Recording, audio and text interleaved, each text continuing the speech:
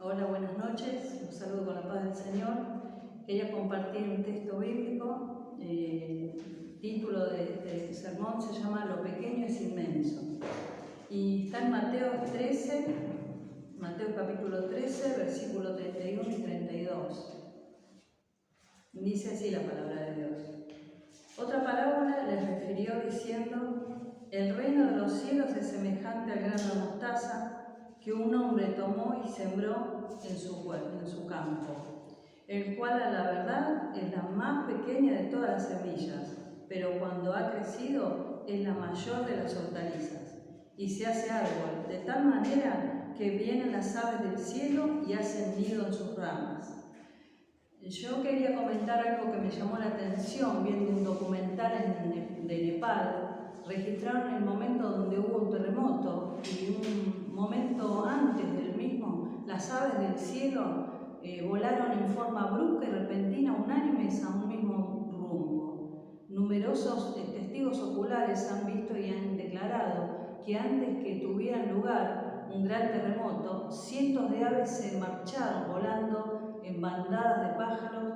Los flamencos antes del terremoto y tsunami en Sumatra, que se encontraron en época de emparejamiento y anidación, levantaron el vuelo y se marcharon de la zona. Me llamó la atención cómo ellos sintieron el peligro inminente antes de que sucediera, ¿no? Y bueno, el texto bíblico el Señor habla del reino de los cielos, ¿no? Dice, otra parábola la refirió diciendo: el reino de los cielos denota inmensidad, ¿no? El Salmo 19:1 dice: los cielos cuentan la gloria de Dios y el firmamento anuncia las obras de sus manos. Otras versiones dice: el cielo cuenta la gloria de Dios y el firmamento o el cielo no puede contenerte. Hay una alabanza también que habla de esto, ¿no? A mí me llevó a meditar esta parte cuando habla del reino de los cielos, en que nosotros, voy lamentablemente a ensuciar un poquito, después lo limpio. El reino de los cielos es toda esta inmensidad, ¿no? Y nosotros conocemos esto nada más, de lo que es el reino de los cielos, la inmensidad que es Dios. Y yo creo que conozco apenas, Dios nos dio a conocer esto, una ínfima parte de lo que representa el reino de los cielos, ¿no? Un grano de mostaza denota pequeñez, ¿no? Algo insignificante. Y me lleva a 1 Corintios 1:28, dice: y lo vil del mundo y lo menospreciado escogió Dios, lo que no es, para deshacer lo que es, ¿no? A mí este versículo me lleva a ver lo pequeño que es el ser humano y lo ínfimo que puede ser, lo finito que es, ¿no? Al lado de tanta inmensidad, ¿no? Y Dios, solamente el Señor puede llevarnos a comparar y a confrontar dos cosas tan diferentes, ¿no? Lo que es el reino de los cielos y la finitud del ser humano, ¿no? Yo lo llevé a la semilla de mostaza al ser humano, ¿no? Me llevó a ver que Dios es tan grande, es tan inmenso, sin embargo se fijó en el ser humano, que es como esa pequeña semilla de mostaza, tan pequeña, tan insignificante, ¿no? Sin embargo, Dios la miró y la comparó, ¿no? Dice: un hombre tomó y sembró. Esto para mí denota acción, y esto lleva a tener compromiso, entrega, fe, confianza. Esta parte ya está asumida ya no del lado de Dios, sino del lado del hombre. El hombre necesita también actuar, por eso la palabra de Dios, el Señor lo muestra de esta manera, ¿no? Él tomó el reino de los cielos semejante a ese pequeño grano de mostaza, que son ustedes, pero ustedes tienen que accionar, ustedes tienen que tomar, ustedes tienen que sembrar, ¿no? Qué increíble que algo tan inmenso tome algo tan pequeño para difundir el maravilloso compromiso que tenemos de ir y llevar la palabra de Dios, ¿no? Ir y sembrar la semilla. Entonces, en esta parte del hombre dice que tomó y sembró dos acciones que inevitablemente cada uno de nosotros tenemos que hacer, ¿no? Tomar y sembrar. Pero dice que no fue y sembró los campos de alrededor, sino que dice que los sembró, como dice la palabra de Dios, en su campo.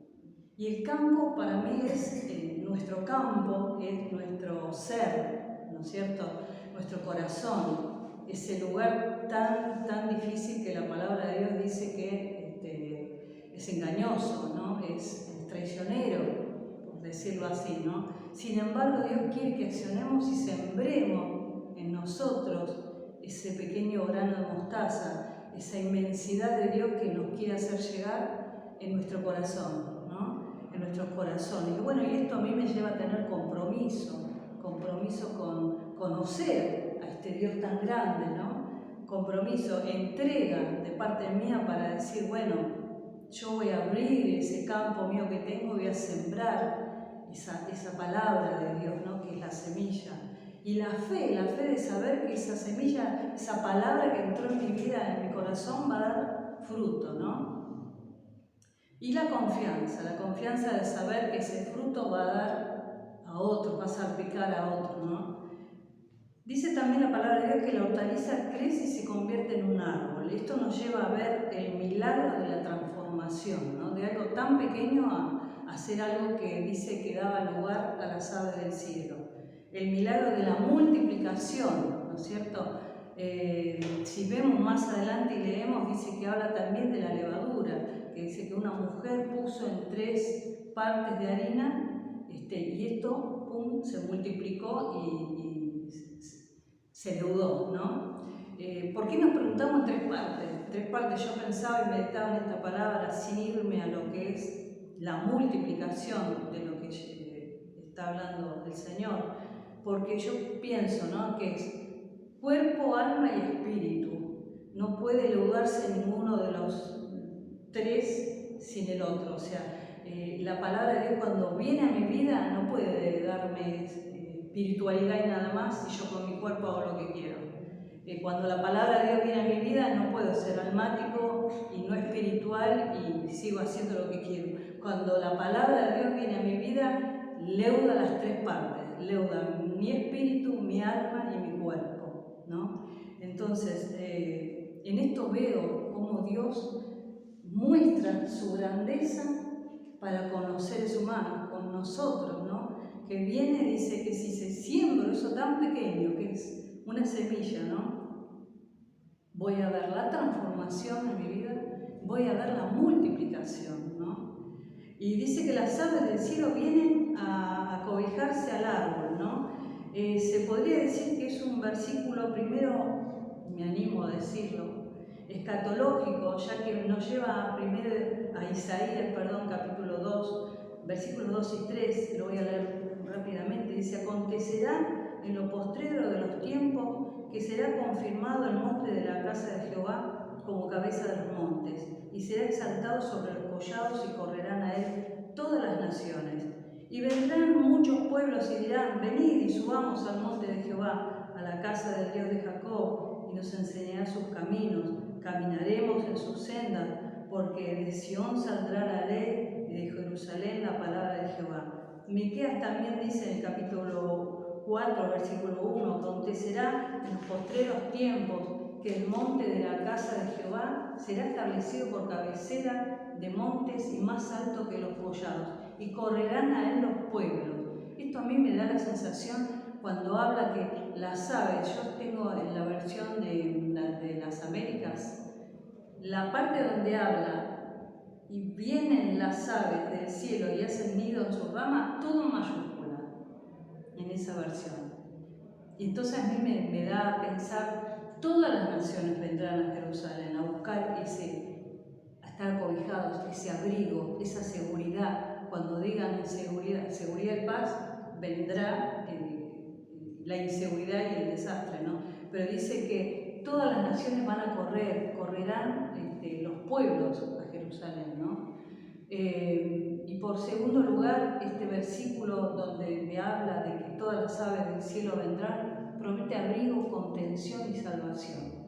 Es lo que el Señor nos viene a traer.